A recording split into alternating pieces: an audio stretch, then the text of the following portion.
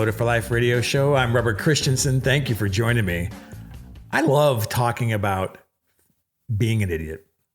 It's one of my favorite topics because it's at the core of judgment, embarrassment, fear of being exiled from the community.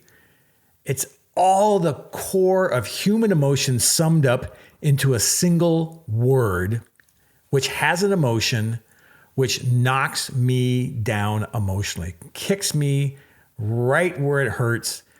It's the voice of everything, of everybody, that I am no good, that I did wrong, that I was the person who caused pain for somebody else or myself. I was the one who spent the money on something that was stupid. I was the one that got divorced. I was the one that got in trouble with the law. I was the one who drank too much. I was the one who said that thing that I should have never said. And I was the one who turned down the job opportunity that may have been the biggest thing that ever happened to me in my life. Or I was the guy that invested in pets.com back in the .bomb era and lost all my money. You and I have the power to change that. We have the power to change all of that, to have a separate conversation about what it means to look like an idiot. So I just felt compelled this week. Just absolutely compelled to get into the meaning and the reasons why we choose to talk to ourselves as if we were idiots. More importantly, why are we so concerned with what other people think when we're about to go do something that may be a little risky from a financial, emotional, career point of view?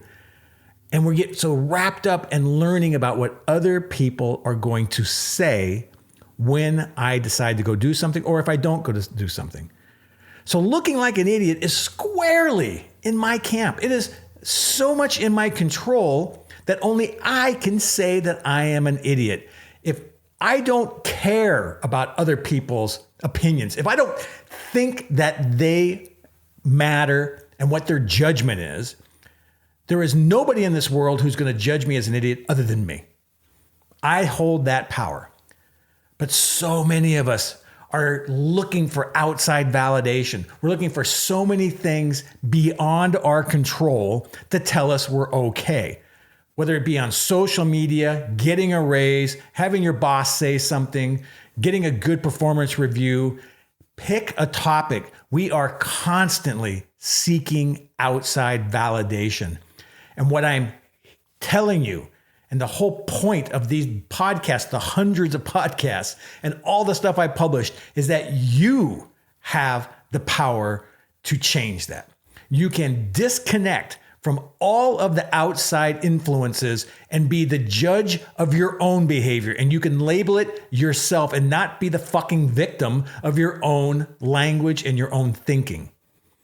This is absolutely at the core of your ability to rise up and to go after the things that you have decided that you want to do, despite what everybody else will say. Let them say you look like an idiot. Only you can absorb it.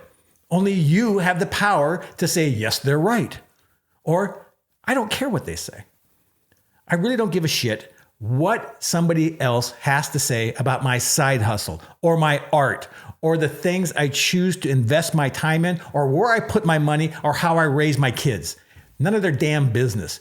You are in charge of your own thinking. You just don't know how to get a hold of it yet.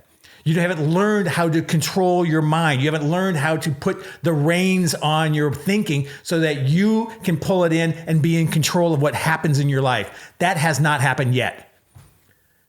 Only you have that power. And what you don't realize is that there's a whole nother engine inside your body that's been programmed to keep you safe. Emotionally and physically, keep you alive. That's your subconscious system. That's the thing that runs your heart, pumps your blood, grows your fingernails, grows your hairs, does 1,000 different things to keep you alive. It's also been trained to keep you out of emotional problems, out of emotional pain. That happened when you were a child, when you didn't have resiliency. But now that you're an adult, these childhood behaviors don't serve you anymore. They're costing you money. They cost you that relationship. They may have cost you that job that you wanted because you were too worried about looking like an idiot. They don't serve you anymore. So you have to condition that subconscious brain to accept the new normal and to let go of judgment, to let go of other people's opinion. And the only way that happens is through repetition and elevating your self-worth. I am worthy of great things. I make the perfect decisions every time. Every decision I make is perfect for that situation. And if I'm going to learn something more, new information will come in and I'll make a different decision. I am worthy of great things. I am wealthy. My income is always expanding. When you have that buried into your subconscious and it's habitual and it's always being repeated 24/7 as a part of the stay alive mechanism of your subconscious, shit just blows up. It goes everywhere. You get so much into your life that you have a new set of problems, right? You now have upper limit issues, which we talked about in the red zone and all that stuff. That's another podcast. What I'm trying to teach you here is that only you are going to be able to work on you. If you're not working on you, no one else is, which means if you still have language in your head that says, I am an idiot, or I am embarrassed, or I wish I had never done that, or I wish I never did this, you stupid idiot. If you're still saying that to yourself, you will never, ever get past the criticism of other people, which means you'll never, ever take a risk, which means you'll never, ever succeed at the level that you want to succeed at. Because you're so tied up in what other people think and how you should be doing it, how you should be behaving, following their rules. Fuck that. You are in control of your thinking. You are absolutely in control of your thinking. You know why? It's because you can change that conversation any day of the week, and it's up to you to change it to whatever you want it to be. And how do you do that? You write a script that you want and you repeat it for 90 days, every single day, as often as you can. And your subconscious absorbs it as if it's the truth. It's called brainwashing. And only you have the power to do that. How do you train an 18-year-old high school graduate to be a natural born killer? You put them in the 90 days of boot camp in the Marine Corps.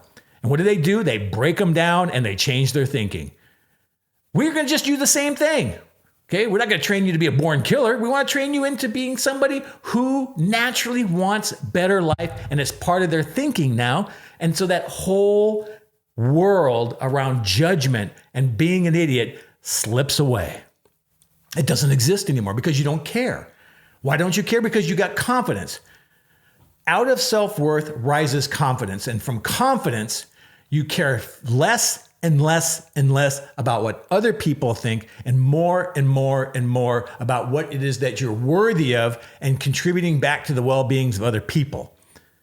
When that elevation of your consciousness happens, the noise of everybody else around you, their judgment, their disagreement with what you're thinking, they don't like the podcast, whatever, that goes away.